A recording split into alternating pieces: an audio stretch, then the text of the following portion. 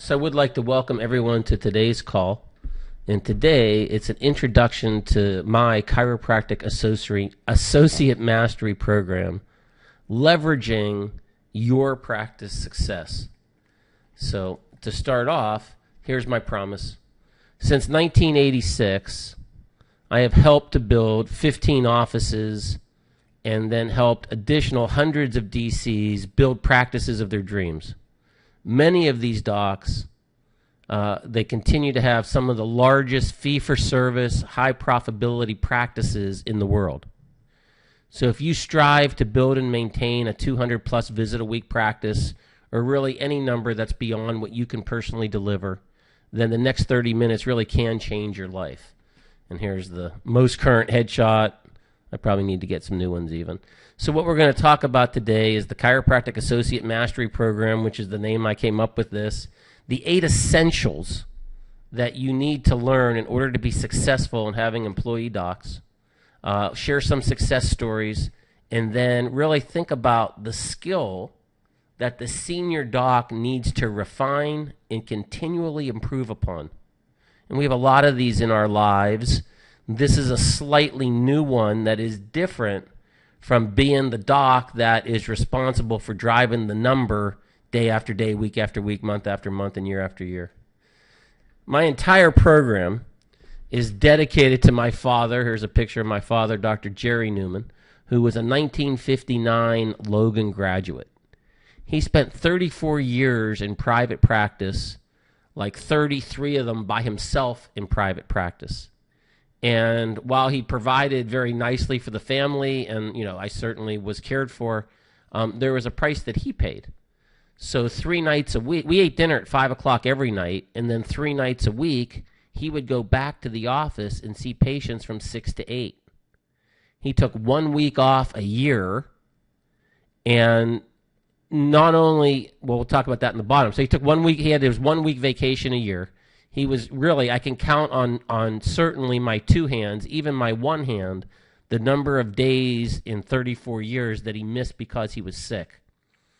And he spent those 30 years chasing the number by himself, and while he built a nice practice, and even had a nice practice like in the early 70s, which is, way prehistoric, he had what I call these golden handcuffs, that the more successful that you become when you're on your own, the more that you're tied to the practice. So the 1 week a year that we took vacation, he had the cost of the vacation, of shutting down the practice, and then the lost momentum when he came back, everything worked against him. And then occasionally if you did cover docs, and you had to pay for cover docs and handle the hassle that they can create. And, this is the way that he practiced in his entire life, and he had a nice practice, but I think that there was a better way for lots of different people to do it. So in the profession, the history of associateships is kind of like this. The generic associateship is a 1 to 2 year agreement. The senior doc is kind of responsible for handling all the control points and even confrontational points in patient management, and even in most cases is ultimately responsible for generating the new patients. So they make sure that the practice is fed with new patients. They might even do the day 1 and day 2 stuff. Maybe the associate does the actual exam and takes the x-rays, but like going over the case, going over the money, setting them up, the senior doc does all that. The associate services the practice, which means they adjust large numbers of people, or can adjust large numbers of people. And really, in terms of the value, in the right practice, the associate can really learn a tremendous amount of information, getting their hands on 100, 150, 200 people a week, 300 people a week, for a year or two, 15,000 office encounters. But there's no real program in place to give the associate all the tools that he or she needs to really succeed. So that has spawned off within the history of associates is the drone associate, which is the associate that kind of everybody knows they're never going to be able to own their own practice. They're always going to have to be an employee. And again, under the right circumstances, this doc can be very valuable to the senior doc that's driving a practice.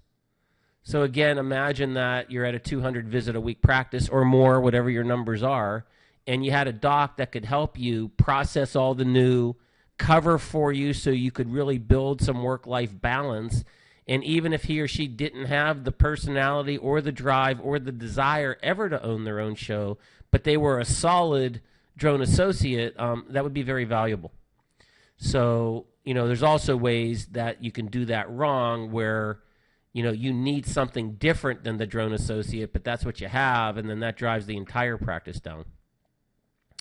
Coverage docs, they come with their own peril. I've had, a wide range of experience with cover docs. If you are on your own, working to have a relationship with a coverage doc that you like is an important step. It would be the step before looking to take on an associate.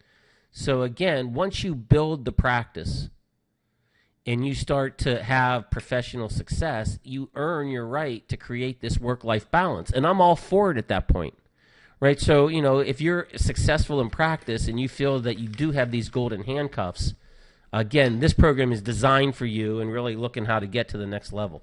But ultimately, the vast majority of chiropractic associateships ends up in mutual frustration. So kind of what happens is the senior doc wants to hire an associate and have the magic dust spread over the associate, and the associate creates their own 200 visit a week practice. But the associate, they want to be held by the hand and shown every step and give every advantage so that they can shortcut and learn how to do it. And when they're not given the proper training and opportunities, they feel frustrated. So again, it doesn't serve anybody's needs, and then ultimately the practice suffers. And that happens a lot of times in trying to bring in an associate. So I like to start with really looking at what's possible. I like this rainbow thumbprint. I talk about my legacy in terms of my thumbprint.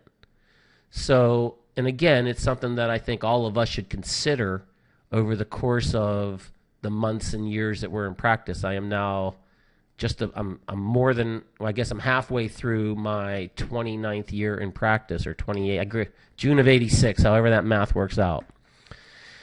So the first level of success really is having the large single office, right? So it could be any other vision, but imagine the 3-doc, 400 visit a week, $1 million, 50% overhead practice, right? So we really fulfill what I consider to be all 4 legs of the stool. Help tons of people and change the world one spine at a time, doing it in an organized and systematized way that produces great profits that allows us, the senior doc, to create a true work-life balance while we amass great wealth. And all 4 legs of that stool need to be strong in order for it to be worthwhile for us to continue to do this 10, 20, 30 years into practice. When that happens, you really can create this work-life balance. Being able to take a 2-week vacation and 6 long weekends, or getting to the Little League game, or whatever the work-life balance means to you, right? We should be able to have both. And it's a much bigger thumbprint than what you can do by yourself. So having that large single office, having one associate next to you, allowing us to serve more people and create a work-life balance is something that I think that all successful chiropractors should strive for. Again, the whole other end of that is what we give to the associates, and I'll talk about that in a couple of stories as I continue. For the few that really have this mission, that want to change their corner of the world or their corners of the world, the next level then is to think about multiple offices. And to think about it in terms like in Western Pennsylvania, I'm in the process of actually selling my 12th office, and there's 2 others, so there's 14 offices in, a city, the greater Pittsburgh area. But, that's a great thumbprint that I now have on Western Pennsylvania. It's, tens of thousands of patients have been through one of my offices, hundreds of thousands of visits. And, my system, which I'll outline, is designed to sell the practice to the docs. And once they buy it, I'm kind of not involved, but still my thumbprint is deep in there if we got the the CSI crew in there and they brought the black light out. And I like that. There's a couple of other ways that docs have utilized this material. Many docs want to transplant themselves from city A to city B, right, to move for climate reasons or family reasons or lifestyle reasons. And to be able to learn how to do that is certainly viable. And then another thing that I really have a heart for are there are lots of docs in their late 50s and 60s that, for whatever the reason is, don't really have the money to retire. So it's another way of being able to bring in an associate, allowing the senior doc to kind of retire in practice. So imagine like 3, 4 to 6 hour shifts a week. The senior doc kind of sees 100 people a week and makes, $100,000 a year, let's just say for the sake of argument. And, that's the equivalent of having $2.5 million saved. So it's kind of a fail-safe for the docs that are in that situation. I want to point out that, our practices are typically our largest source of equity in our portfolio. And if not the largest, certain one of the largest assets that we have. So being able to take that into consideration in your overall risk management, and when it is appropriate, to be able to actually convert that risk into equity, it really helps in retirement planning. So the first commitment today is listen actively, try not to multitask. I'm really passionate about this particular topic, and for the right docs, it can be life-changing, and I don't want you to miss what the opportunity is. Certainly hold up what I say to your real-world experiences. Again, the chat is on if you have questions or comments. I was at a speaker 2 weeks ago, and he was using Whole Foods as an example of outstanding customer service. And, that's just not my experience. And, I made him stop, and we went over it. And if you think that what I'm saying is not your experience, I'd like to have that exchange. You can determine if this program could change your life and if what I'm proposing is a path that you consider taking action on and joining our group. So here's another picture of me. Again, I'm Lee Newman, and I joke, but there's truth. After Little League didn't work out, there was nothing else that I wanted to do other than become a chiropractor. Attended the University of Pittsburgh, actually accelerated, took classes my senior year of high school, and then 14 months after high school, and in January of 1983, started at what was Life College, now Life University, graduated in June of 86, started a practice in July of 86 on my own in the south side of Pittsburgh, got to 50 visits a week very quickly and then got stuck, became a management client myself, and really from there went from 50 to 500 visits a week was our best week, averaged over 400 visits a week for multiple years. From 1997 with a different chiropractic coach, really explored how to do associates in multiple offices. Again, I've worked out 15 offices now in Western Pennsylvania and now one in Manhattan. Been a coach and consultant for chiropractors since 1997, and really hundreds of docs and offices I've been able to really tear apart and look at. So my skill set is really inside and out. How do you build a chiropractic office, and how do you communicate with the chiropractor to encourage, motivate, educate, train, and hold them accountable to do so? Here's a picture of the first office. This was actually the second storefront. This storefront got put on in July of 1990. I had a fight with the architect because he had to have, it's a double wide, and he put these double entrances in, and it's still that way, and it's worked, but it wasn't ideal. And I held that practice until 2010. We averaged over 500 new patients a year, over 15,000 office visits a year, and over $700,000 a year for essentially a quarter of a century. Had a great experience in being able to transition and sell this practice to my senior associate who was there for 5 years prior. And he has gone on, I have a picture of him somewhere, but he has gone on to maintain and grow the practice. He was recently, several years ago, he was married. Recently, they had their first child. They bought the house in the suburbs, and he's continuing on with the fresh young blood now, coming up on essentially 30 years servicing this community. So I really like the fact that he's taken it and continued. This was the first satellite practice. It's a great story because it was a chiropractic office. The chiropractor had abandoned the practice. This was actually his sign over here. But we built a practice here, and ultimately, after I sold this practice, it was the volume was so big that the doc needed to move her practice about a mile up the road to the new, bigger, better, and she has gone on and maintains one of the largest practices in Western Pennsylvania. I hope to sell my 12th practice in the next 30 days.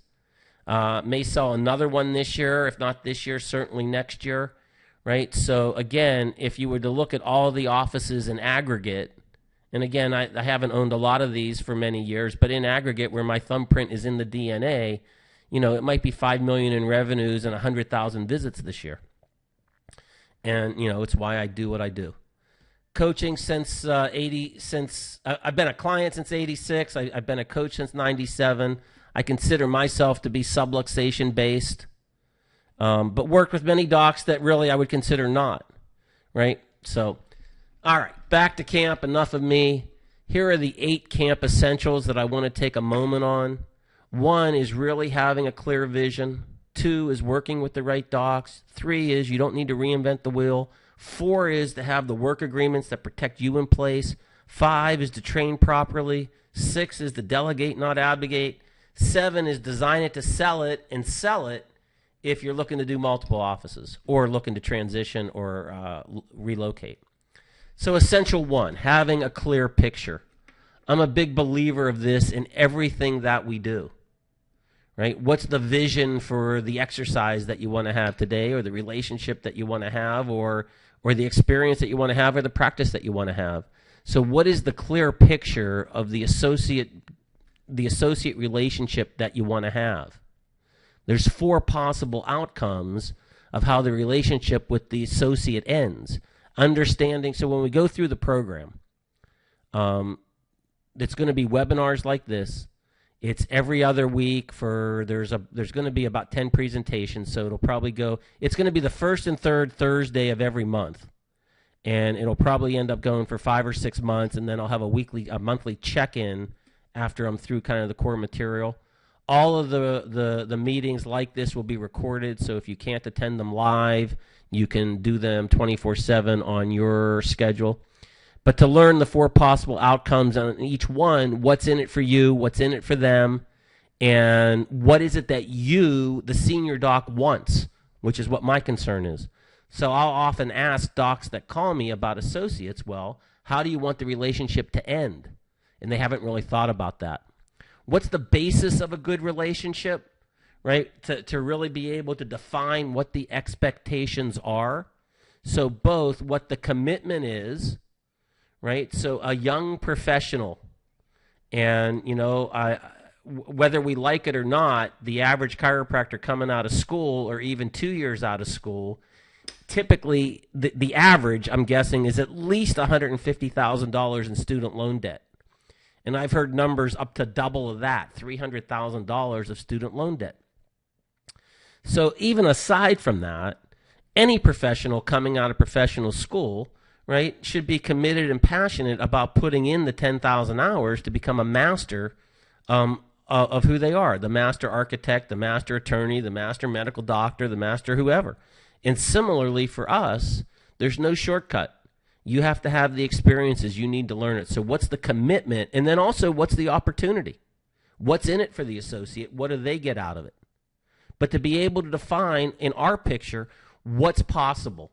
Right? So I'm looking to develop a 2-doc single office of 500 visits a week and collect $1 million, or whatever the math is in your particular case, or a 3-doc office, or a 3+ doc single office, right? I'm looking to have the Taj Chiropractic and have 7 docs and see 2,000 people a week, or whatever the vision is. Or to expand into multi-offices.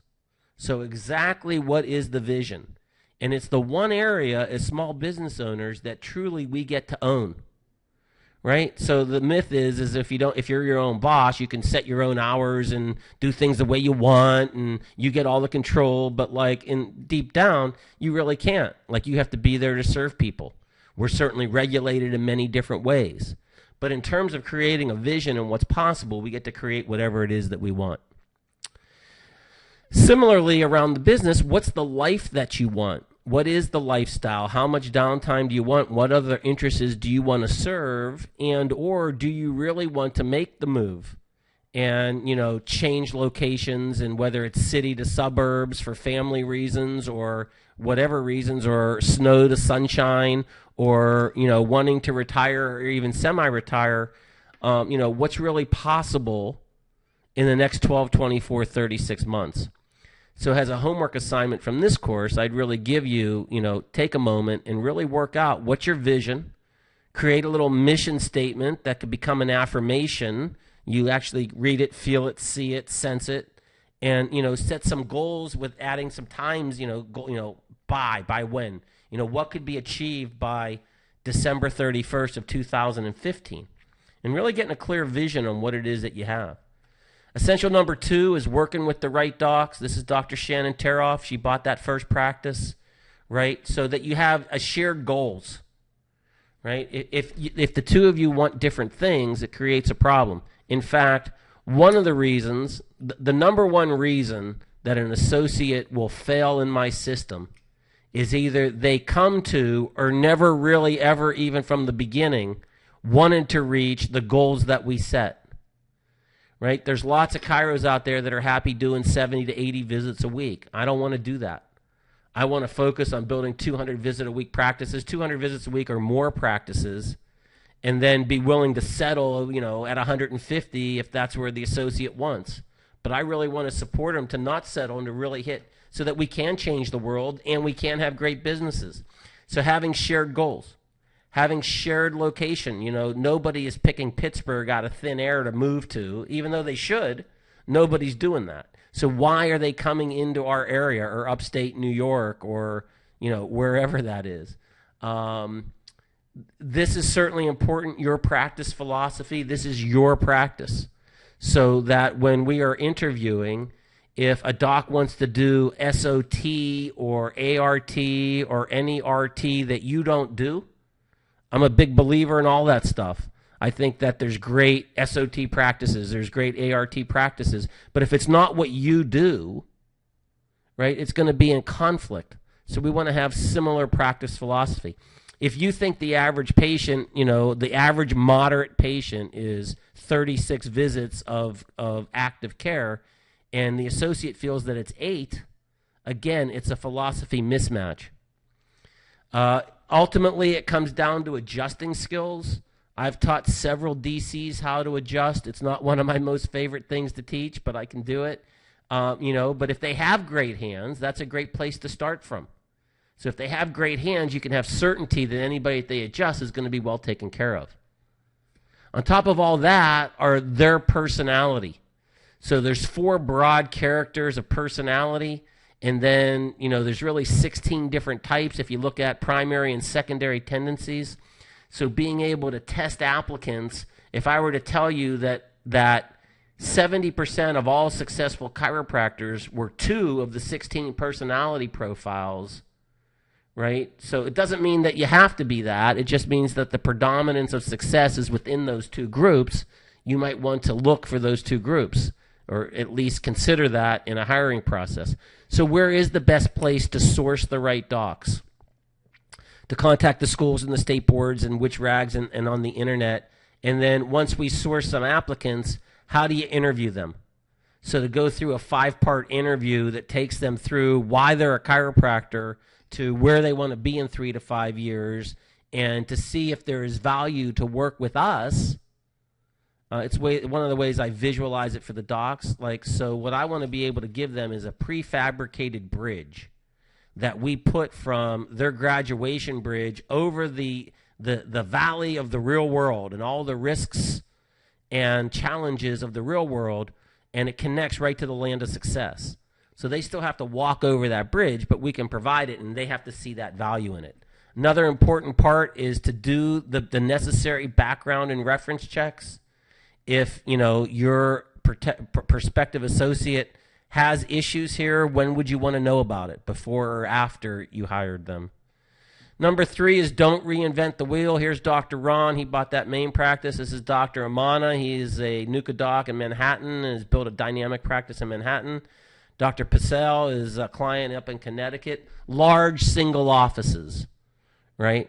Multiple offices. Over 35 successful offices that, I've been intimate with. Again, tens of thousands of patients, successful associate, practice sales.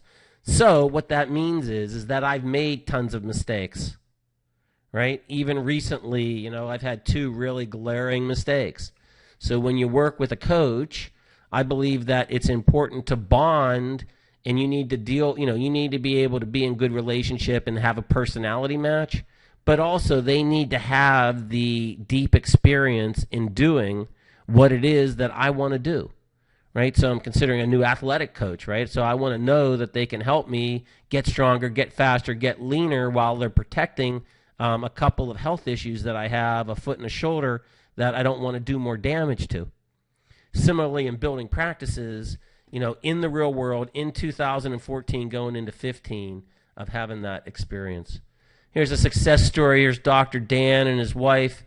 He was in Virginia. She was a Pittsburgh girl. She wanted to move home. He was able to sell his practice there, work with me in Pittsburgh, and in 18 months ended up owning the same size practice that he had left in Virginia. Picture his office, and he's still out there doing it. I believe they have 2 kids now, living happily ever after. Essential number 4, work agreements that protect you. So we have the assets, which means we have the deep pockets, we have the real risk. The associate wants to be the senior doc. They want to share in getting the benefits of that, but they aren't that.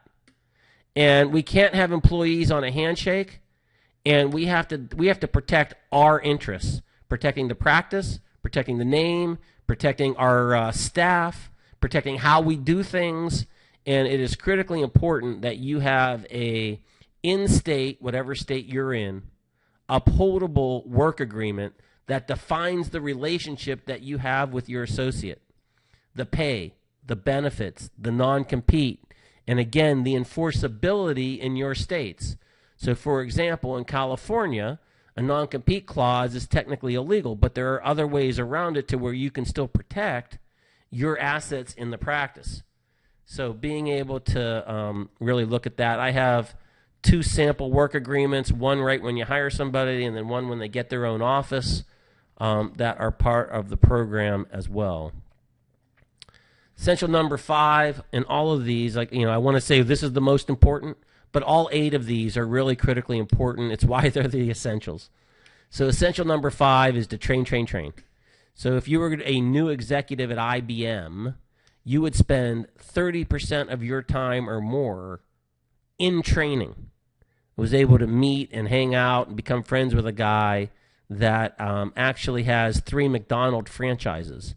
And there actually is something called Hamburger University.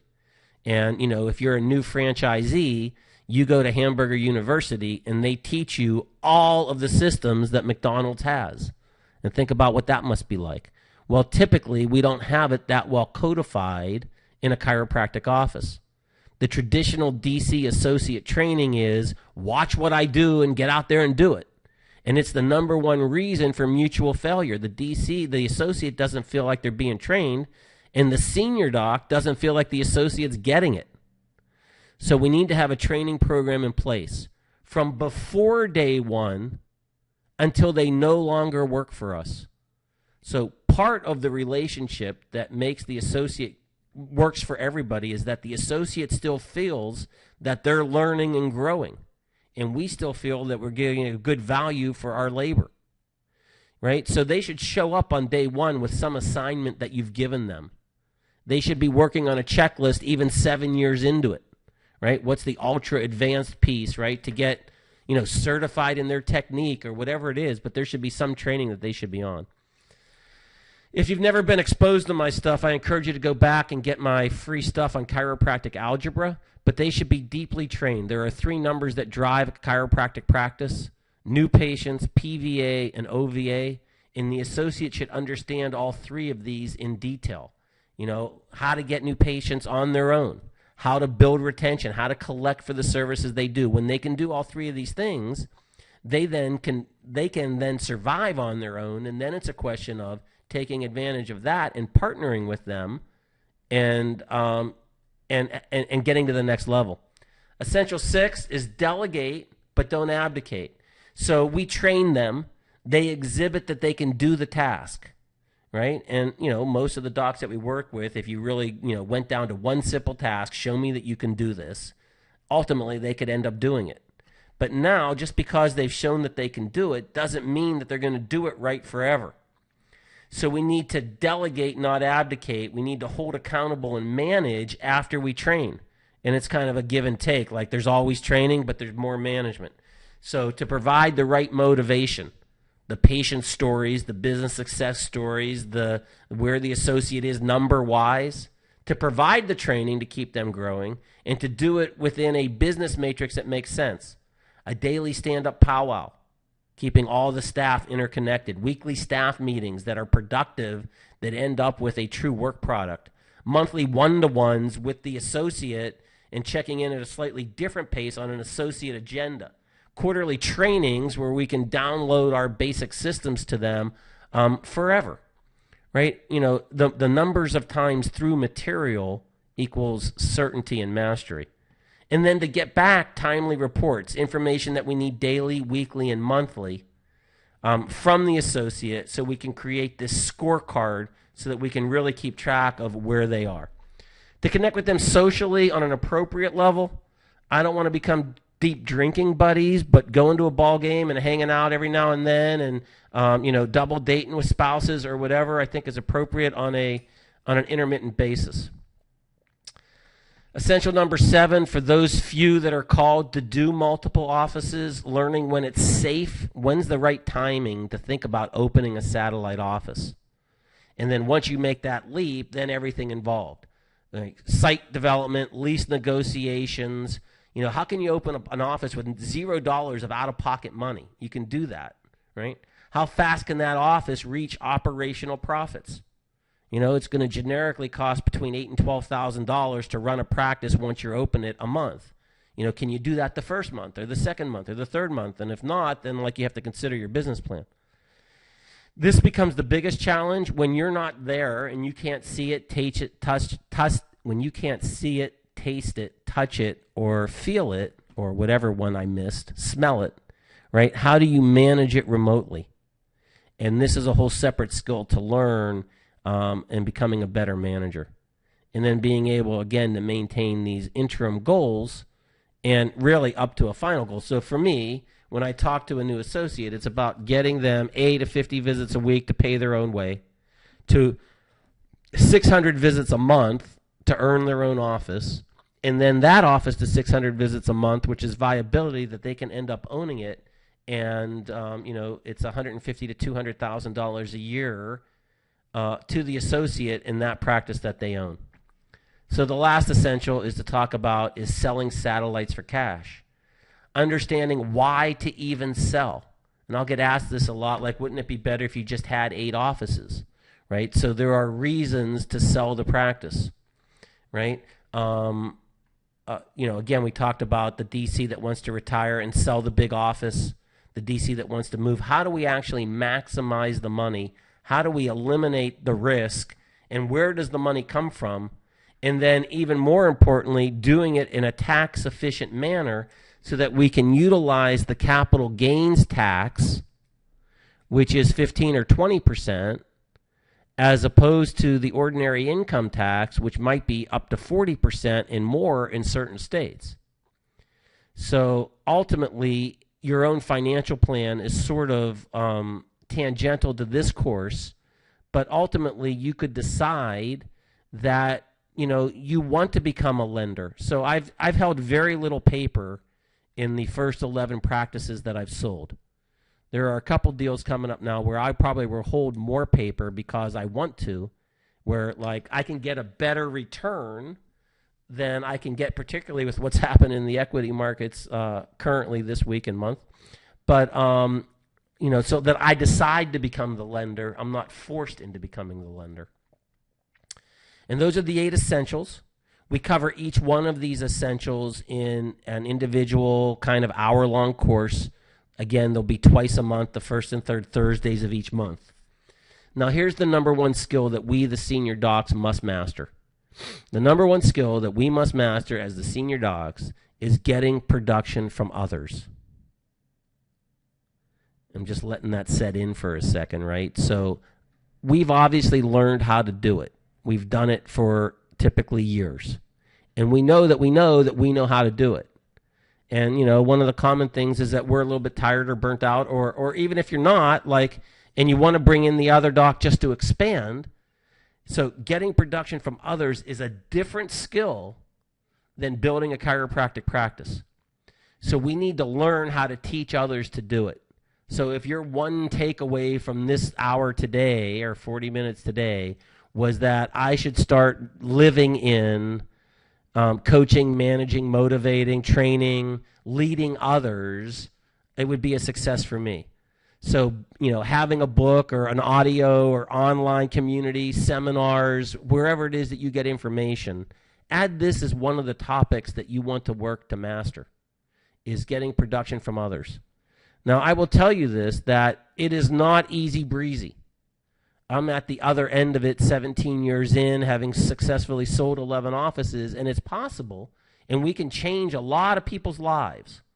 As I've shown, tens of thousands of patients, dozens of chiropractors, dozens of other employees. How many jobs are in the 15 offices that are in my thumbprint, or from even clients as well? So it's not easy breezy. And, to some extent, you're trading one set of problems of seeing 500 people a week or 300 people a week with the management set of problems. But I would offer that what's in it for you is life expanding. So we can break the golden handcuffs of success. You can go away for 10 days and work it up so the practice hits best ever numbers the 2 weeks you're away.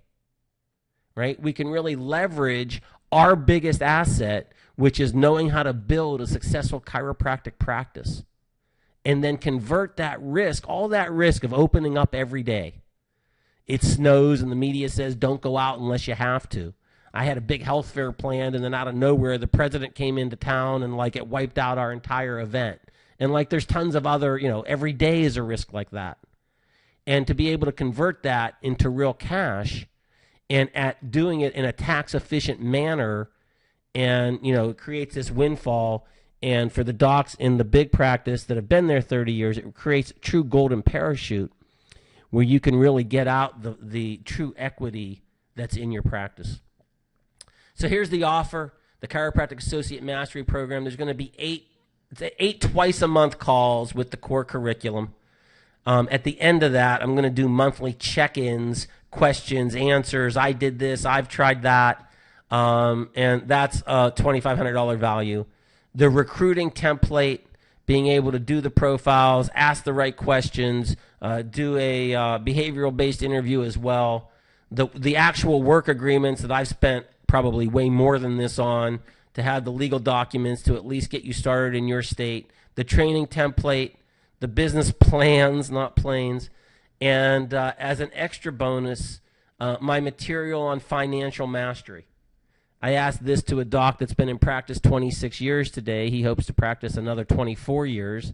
How much money have you had your hands on in the past 26 years, and how much money will you have your hands on in the next 24 years? And it's really tens of millions of dollars. So having a plan in place to pay down debt and accumulate real wealth, very important. And additionally, some sample leases and really any other value that I can provide to help you develop your associate program.